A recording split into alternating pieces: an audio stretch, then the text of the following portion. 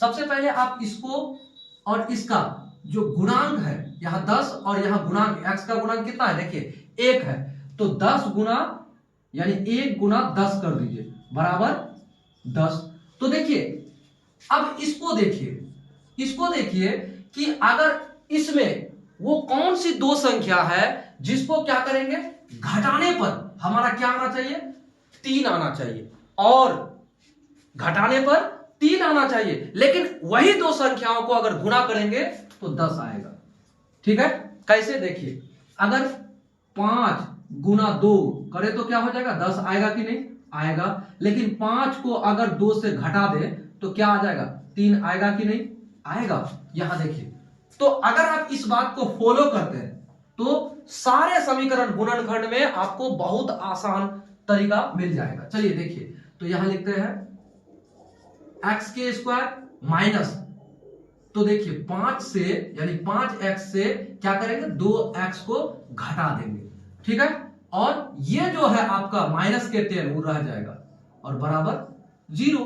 तो देखिए इसको आप सरल कीजिए, क्या हो जाएगा, एक्स के स्क्वायर माइनस के 5x, और ये माइनस गुणा में है, तो ये माइनस माइनस क्या हो जाएगा प्लस और 2x। देखिए 5 से घटा 2 तो बराबर 3x, वो भी माइनस में, क्योंकि माइनस वाला जो है संख्या यहां बड़ा में है। ठीक है, और माइनस के 10 बराबर 0। यहां तक समझ में आया। अगर आ गया तो देखिए एक स्टेप यहां है, एक स्टेप यहां है, दोनों को आप यहां देखिए, यहां से कॉमन लिया जा सकता है 2 को, तो यहां 5 आ जाएगा, यहां पर x को कॉमन लेते हैं तो यहां पर 5 आ जाएगा। तो चलिए कॉमन लेते हैं, ये आपको नहीं करना है, ये आपको 2 स्टेप हमने समझाने के लिए मार्क किया।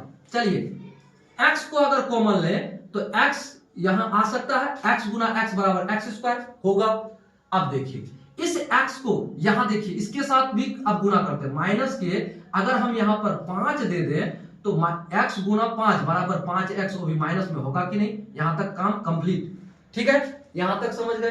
अब यहां प्लस है तो प्लस दे दिए, और यहां देखिए अब हमें दूसरा जो स्टेप लाना है यहां पर, तो माइनस x माइनस 5 ही लाना है। तो अगर हम यहां पर 2 ले लेते हैं कॉमन, तो देखिए 2 गुना x होगा, 2x यहां रह गया प्लस में, ये प्लस का चिन्ह है।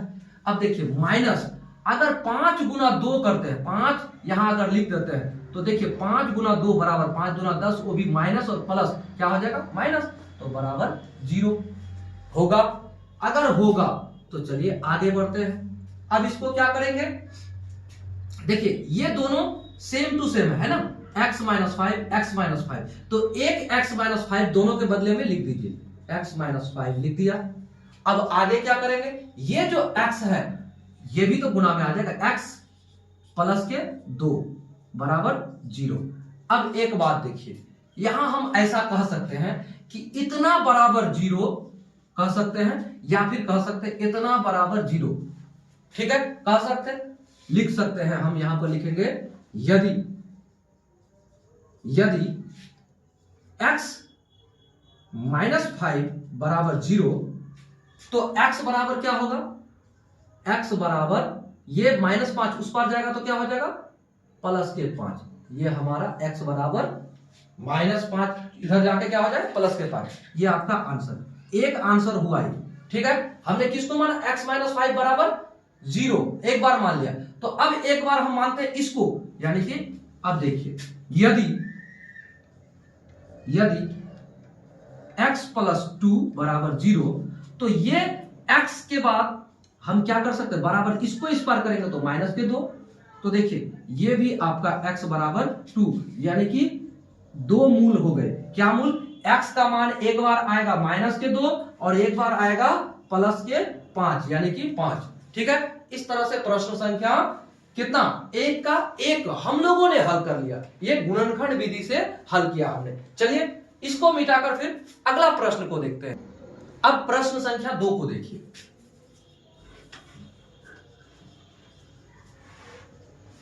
प्रश्न संख्या 2 का हल, 2x square plus x, 2x square plus के x और उसके बाद माइनस के 6 बराबर 0, ये हमें दिया हुआ है, ये हमारा समीकरण है।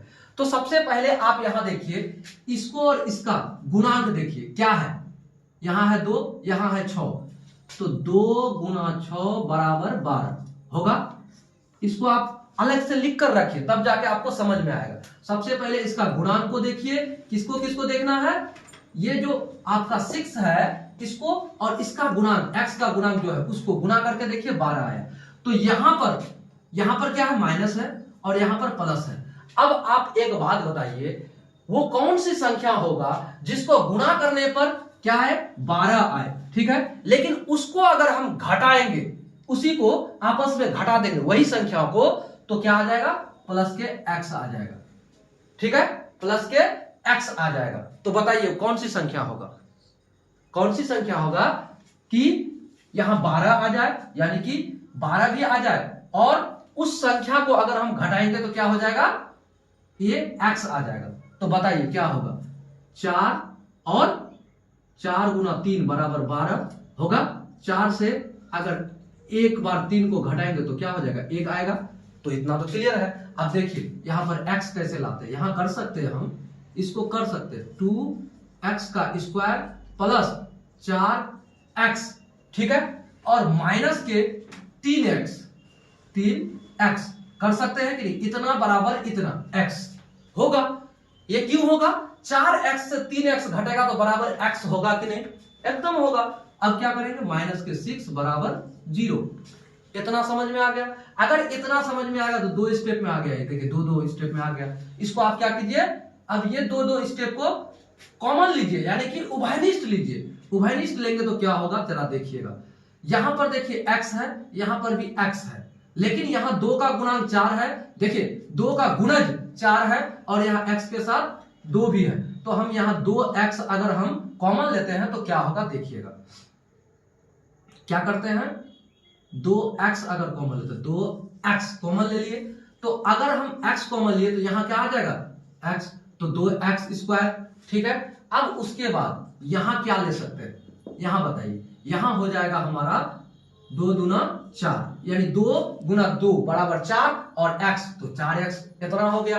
तो आपको समझ में आ गया कि यहां पर हमारा क्या आया, x प्लस 2। तो ठीक उसी तरह से x प्लस 2 यहां भी आना चाहिए, तो यहां माइनस कर दिए, ये माइनस है। तो उसके बाद अगर हम 3 उभयनिष्ठ ले लेते हैं, अगर हम 3 उभयनिष्ठ लेते हैं तो मेरे पास यहां क्या बचा, x बचा। अब देखिए 3 को कितना बार गुना करें कि -6 आएगा, तो यहां क्या करेंगे हम, प्लस के 2 अगर लिख दे तो 2 तिया 6, लेकिन ये माइनस और ये प्लस, तो माइनस हो जाएगा, माइनस के 6 बराबर 0 हो गया। इतना समझ में आ गया होगा। अगर आ गया तो ये और ये दोनों बराबर है, तो चलिए आगे बढ़ते हैं। 2x माइनस के 3 इधर ले लिए और ये दोनों के लिए एक बार ले लिए, x प्लस के 2 बराबर 0। अब हम कह सकते हैं कि इतना बराबर 0 है, या फिर कह सकते हैं इतना बराबर 0 है, कह सकते हैं। अगर हम कह सकते हैं तो लिख सकते हैं,